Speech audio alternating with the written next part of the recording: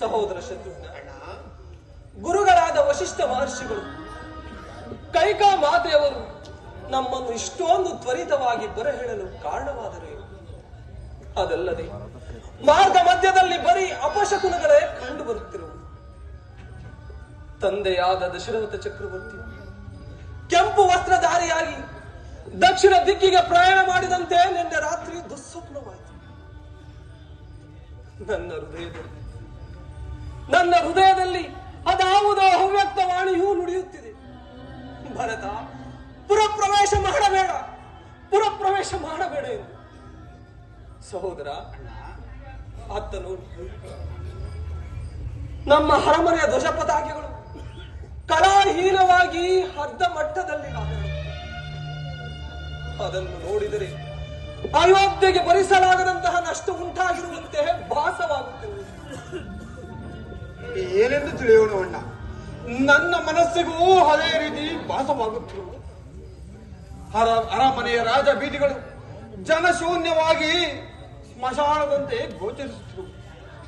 ಅಯೋಧ್ಯ ರಾಜಲಕ್ಷ್ಮಿ ತೊಲಗಿ ಹೋದಂತೆ ಭಾಸವಾಗುತ್ತಿರುವುದು. ನಡೆಹೆಣ್ಣ, ಅರಮನೆಗೆ ಹೋಗಿ ವಿಚಾರವೇನೆಂದು ತಿಳಿಯೋಣ.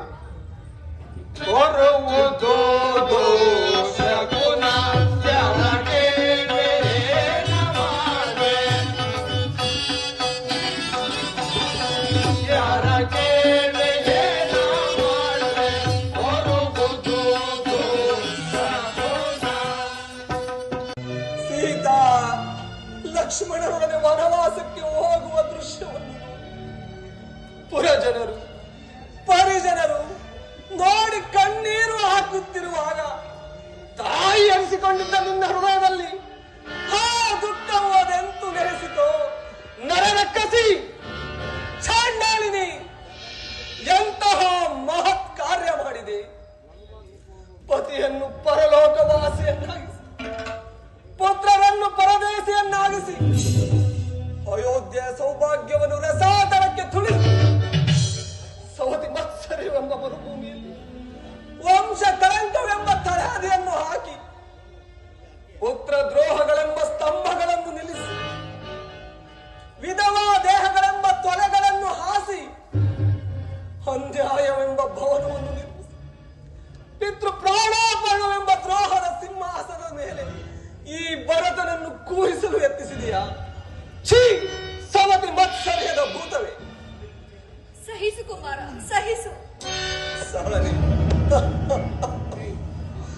ನನ್ನ ತನುಮನಗಳು ದಹಿಸುತ್ತಿರುವಾಗ ಸಹನೆ ನೆಲ್ಲಿಂದ ಬರಬೇಕು ತಾಯಿ? ಶ್ರೇಷ್ಠವಾದ ಕೇಕೆ ವಂಶದಲ್ಲಿ ಕಾಲಕೂಟ ವಿಷದಂತೆ ಜನಿಸಿ ಉಭಯ ವಂಶಗಳ ಕೀರ್ತಿಯನ್ನು ಸುಟ್ಟು ಬಿಟ್ಟೆ. ಎಂತಹ ಮಹತ್ ಕಾರ್ಯವನ್ನು ಮಾಡಿದೆಯಮ್ಮ. ನಭೋ ಮಂಡಲದಲ್ಲಿ ಸೂರ್ಯ ಚಂದ್ರರು ಬೆಳಗುವಂತೆ ಸದಾ ನಿನ್ನ ಹಣೆಯಲ್ಲಿ ಬೆಳಗುತ್ತಿದ್ದ ಅರಿಶಿನ ಕುಂಕುಮವನ್ನು ನಿನ್ನ ಕೈಯಾರೆ ನೀನೇ ಹಳಿಸಿಕೊಂಡೆ ಅಮ್ಮ. ಅಂದು ಜನಕನು ಅಗ್ನಿ ಸಾಕ್ಷಿಯಾಗಿ ಕಟ್ಟಿದ್ದ ಮಾಂಗಲ್ಯವನ್ನು ನಿನ್ನ ಕೈಯಾರೆ ನೀನೇ ಕಿತ್ತೆಸೆದೆಯಾ? ಜಗತ್ತಿಗೆ ನಾನೇ ಮುತ್ತೈದೆ ಎಂದು ತೋರು ನಿನ್ನ ಕರಗಳಲ್ಲಿ ಅಲಂಕರಿಸಿದ್ದ ಕರಿಯ ಬಳೆಗಳನ್ನು ನಿನ್ನ ಕೈಯಾರೆ ನೀನೇ ಚೆಚ್ಚಿಕೊಂಡೆಯಾ? ಛೀ, ನೀನು ಪತಿದ್ರೋಹಿ, ಪುತ್ರದ್ರೋಹಿ, ರಾಜದ್ರೋಹಿ. ನಿನ್ನ ಮುಖಾವಲೋಕನದಿಂದ ನಾನು ಈ ಪರಗಳಲ್ಲಿ ಸ್ಥಾನಭ್ರಷ್ಟನಾಗುವೆ. ನಿನ್ನನ್ನು ಹೀಗೆ ಉಳಿಸುವುದಾಗದೆ ಜಗತ್ತಿನ ಅನೇಕ ಸ್ತ್ರೀಯರು ನಿನ್ನ ರೀತಿಯನ್ನೇ ಅನುಸರಿಸಿ ಅನೇಕ ಪುರುಷ ಶ್ರೇಷ್ಠರಿಗೆ ಮೃತ್ಯೋಪ್ರಾಯವಾಗುವುದರಲ್ಲಿ ಸಂದೇಹವೇ ಇಲ್ಲ. ಆದ್ದರಿಂದ ನಿನ್ನನ್ನು ಈಗಲೇ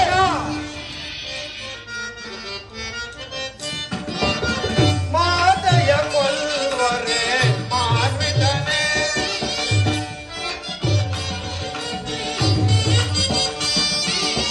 ಮಾತೆಯ ಕೊಲ್ವರೆ ಮಾನ್ವಿತನೆ ನೀತಿವಂತನು ನೀನು ಪ್ರಾರ್ಥನವೇ ಏಕೆ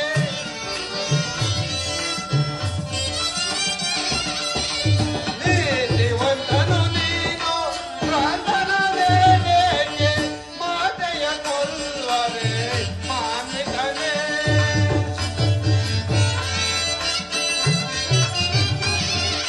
ನಿನ್ನ ವಂಶ ದೀಪನ ಮನವರಿದವಳ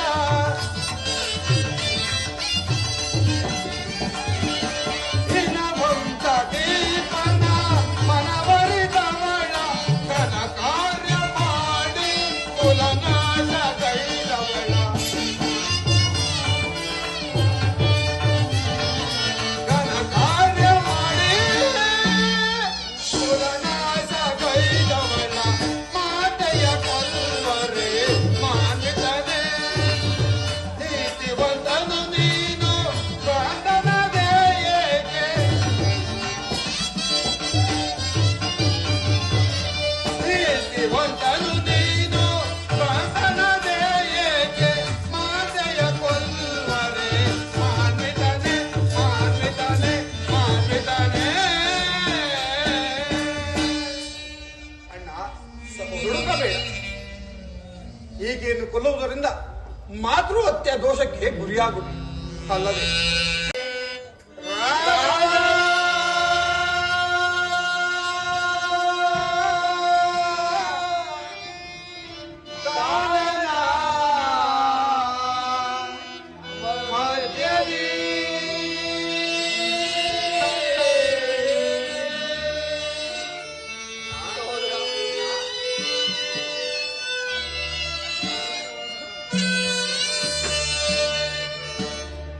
ಎಲ್ಲೇ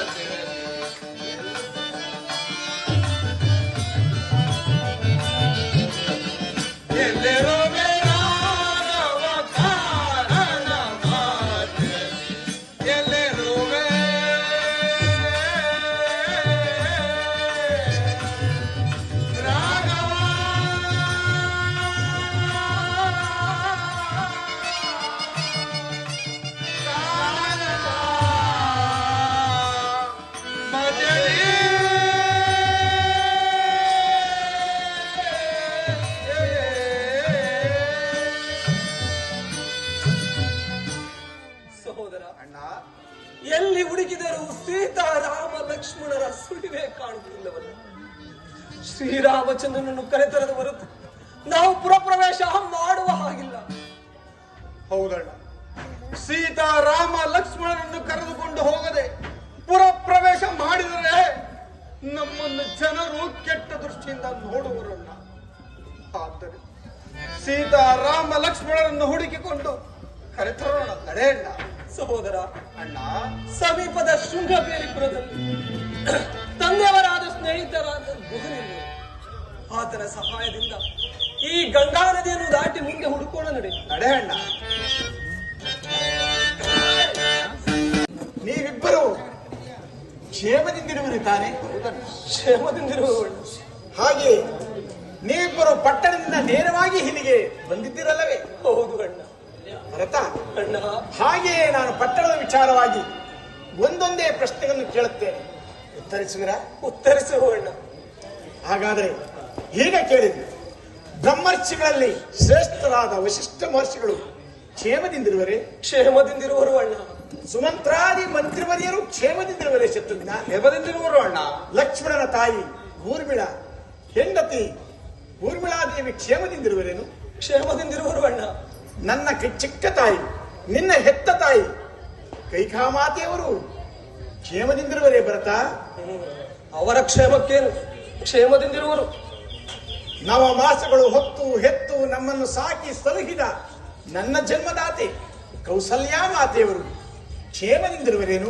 ಕೌಸಲ್ಯ ಮಾತೆಯವರು ಕ್ಷೇಮದಿಂದಿರುವರು ಅಣ್ಣ.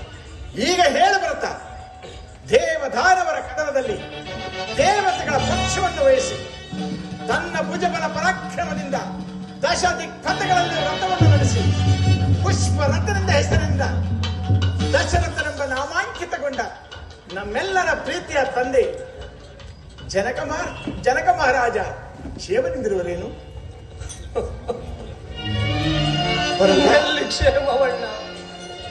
ಎಲ್ಲರ ಕ್ಷೇಮಕ್ಕೂ ಅಂತ್ಯವಾಯಿತು ಭರತ. ಅಣ್ಣ. ಹಾಗೆಂದರೇನು?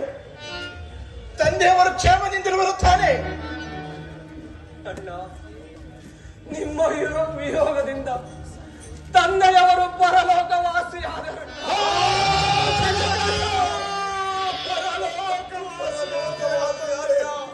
ಪರಲೋಕವಾಸಿಯಾದೆಯ ಜನಕ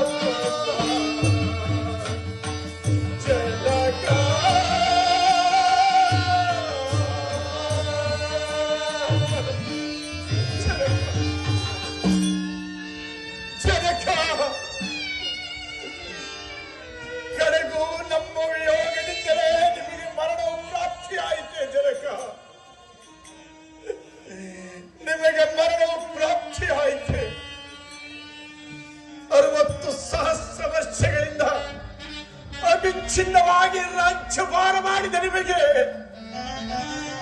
ಈ ರೀತಿಯ ಮರಣವು ಸಂಭವಿಸಿದೆಂದು ನಾನೆಂದಿಗೂ ಭಾವಿಸಿರಲಿಲ್ಲ ತಂದೆ, ನಾನೆಂದಿಗೂ ಭಾವಿಸಿರಲಿಲ್ಲ. ಜನಕ, ನಿಮ್ಮ ಅಂತ್ಯಕಾಲದಲ್ಲಿ ನಿಮ್ಮ ಬಳಿ ಇದ್ದು ನಿಮ್ಮ ಪಾದ ಸೇವೆಯನ್ನು ಮಾಡುವಂತಹ ಸೌಭಾಗ್ಯ ನಮಗೆ ದೊರಕದೆ ಹೋಯಿತಲ್ಲ ತಂದೆ, ದೊರಕದೆ ಹೋಯಿತಲ್ಲ. ಭರತ, ಶತ್ರುಘ್ನ, ಅಣ್ಣ, ತಂದೆಯವರ ಅಂತ್ಯಕಾಲದಲ್ಲಿ ಅವರ ಬಳಿ ಇದ್ದು ಅವರ ಪಾದಗಳ ಸೇವೆಯನ್ನು ಮಾಡಿದ ನೀವೇ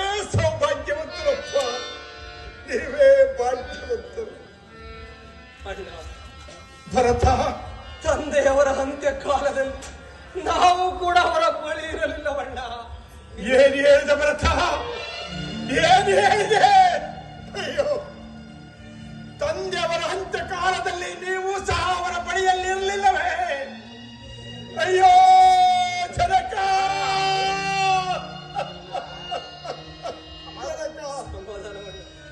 ಬಹುಕಾಲ ಮಕ್ಕಳಿಲ್ಲದೆ ಪುತ್ರವಂತರಾಗಿ